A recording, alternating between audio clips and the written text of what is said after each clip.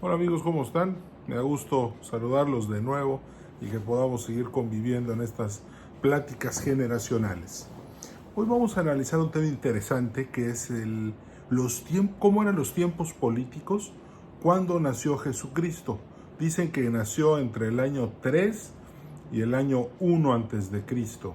También tenemos que considerar que como el calendario es romano, el cero no existe. Entonces se pasó del año 1 antes de Cristo al año 1 después de Cristo.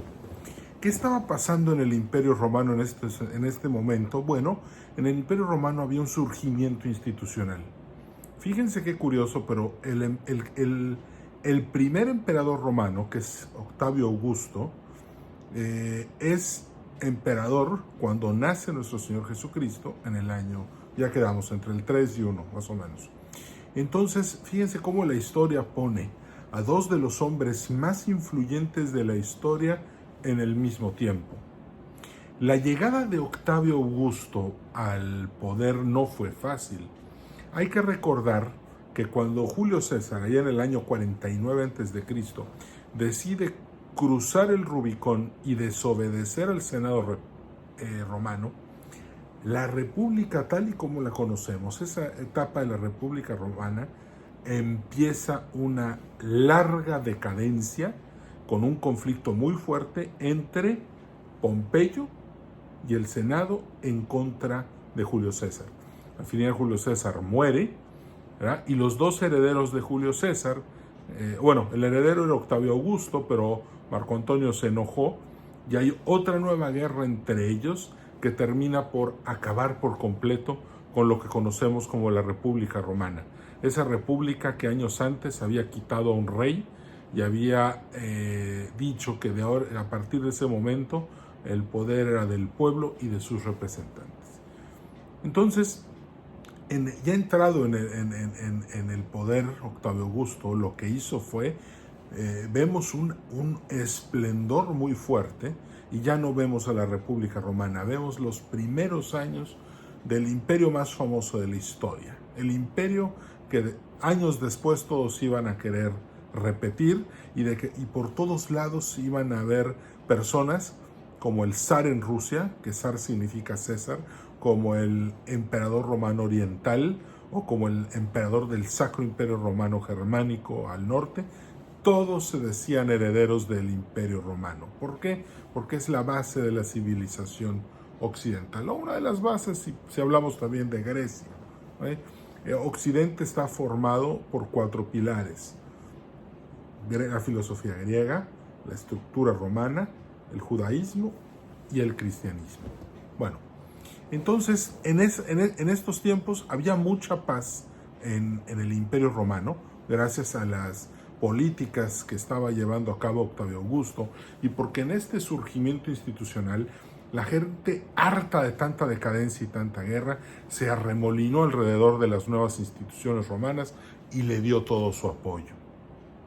Gracias a eso tenemos a un emperador que pudo hacer prácticamente grandes reformas, dominar el ambiente, pacificar las fronteras, con un pequeño problema al final de su, de su reinado, cuando los germanos acaban con sus legiones en Germania, y pues eso deja un poco preocupado al emperador.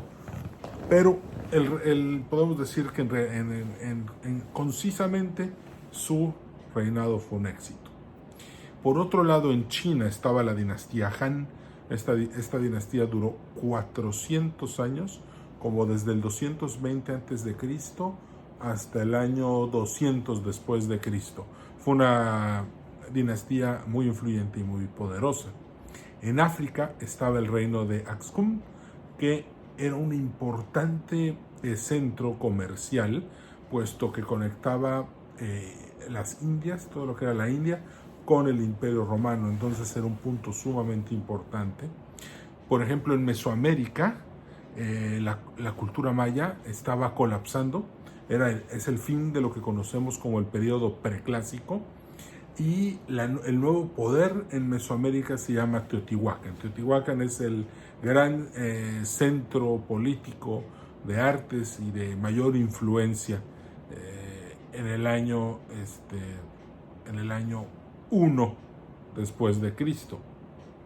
Por otro lado, tenemos que cuando Jesucristo ya crece, ya es un adulto y sale a predicar, pues ya no es Octavio Augusto, el emperador de Roma, más bien es Tiberio. Tiberio empezó muy bien, pero acabó muy mal. Y uno de los datos interesantes del reinado de Tiberio es que la gente empezó a recelar de las instituciones. Esa entrega que le dieron a Octavio Augusto no se la dieron a Tiberio. ¿Por qué?